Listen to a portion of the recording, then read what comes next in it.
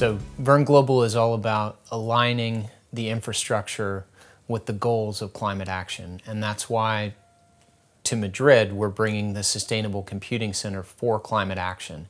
And what I mean by that is that we're working with our customers, with our industry colleagues, and with governments to bring data sources with compute, but we're also ensuring that that compute is powered by 100% renewable energies. Because the infrastructure, people don't realize that behind everything we do on a day-to-day basis, from everything from our mobility solutions to the new products we consume, to the new products that are manufactured, all of that is relying on a huge amount of data center infrastructure underlying it.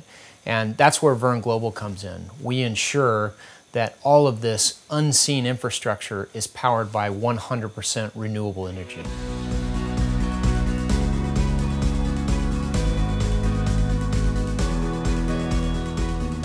So artificial intelligence is a really interesting technology, and it's very applicable to climate change and climate science. AI, we believe, is really, it's testing the limits of the scientific method. In some cases, it's breaking the scientific method. I listened to a very interesting podcast from Babbage from The Economist recently about an interesting company called Lab Genius. And the beauty of what Lab Genius is doing is they're using artificial intelligence to reach out into the infinite possibilities for protein modeling and using a generational algorithm to choose better and better and better proteins to solve problems. This has real parallels to climate challenge.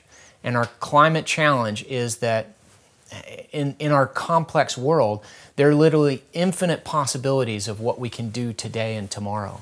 And the only way that we're going to begin paring down those infinite possibilities into a meaningful set of possibilities that can create climate action is to use technologies like artificial intelligence. We need to look out into those possibilities for patterns, and we need to have not hundreds, not thousands, but maybe billions of different climate models that we apply to these problems.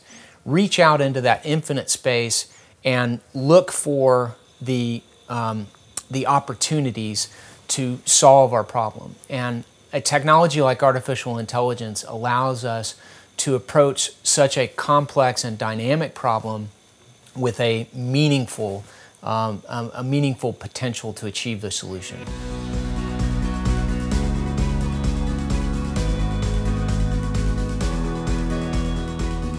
So for us, cross-industry collaboration starts with our customers. So at the conference today, we heard about the BMW journey in the I-Series, where they've gone from selling 300 automobiles up to 30,000 automobiles over the better part of a decade. Well, it just so happens that BMW actually has been on that journey with Verne Global. And from the beginning, BMW had the vision to ensure that every part of the development of the I-Series product, all the way from the physical components that make up the car to the virtual raw materials such as the data center itself, were powered by green energy. And so that was a nice start, and we've taken that journey with BMW, and they've continued to grow with us, and they do a lot of their automobile design in our renewably powered, 100% renewably powered data center campus. But we're not stopping there. And so what we've done is we are now taking our industry collaboration and we're moving it to the next level by beginning to tackle climate change. And we're doing that with the Sustainable Computing Center for Climate Action, which we're working on in coordination with Iceland, with our industry partners, and with our customers. As an example, we're working with a company called Satavia out of Cambridge in the UK, and they're experts in weather modeling, and they're experts in weather data. And we know at the core of being able to study climate change and to make meaningful climate action, we're not only going to have important levels of data, but we're also going to have compute, and a lot of it. If we're going to run the millions and billions of simulations that are going to be required to find a true solution for climate action, we need to ensure that those supercomputers are running on renewable power, because frankly, the dirty little secret in the industry is that data centers are not green. And they can be green and they can be renewably powered, but people have to think about it from the time of the idea all the way through to the completion of the action.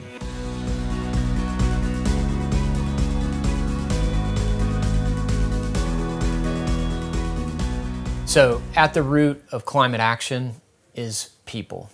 Regardless of how much we want to lean on technology to be the next best solution, to find the next answer to our problems, we rely on people, and we rely on human-to-human collaboration. And conferences like the Sustainable Innovation Forum are how people come together with ideas. Just going up and getting a coffee with someone from another country. I was talking with Christina from Sweden, who's all about consensus and working with diverse groups of people to come to a consensus decision. And if we think about the biggest challenge of our generation, if we think about the Prime Minister who recently spoke at the beginning of this conference, he spoke about this being the biggest challenge of our generation, of humanity itself.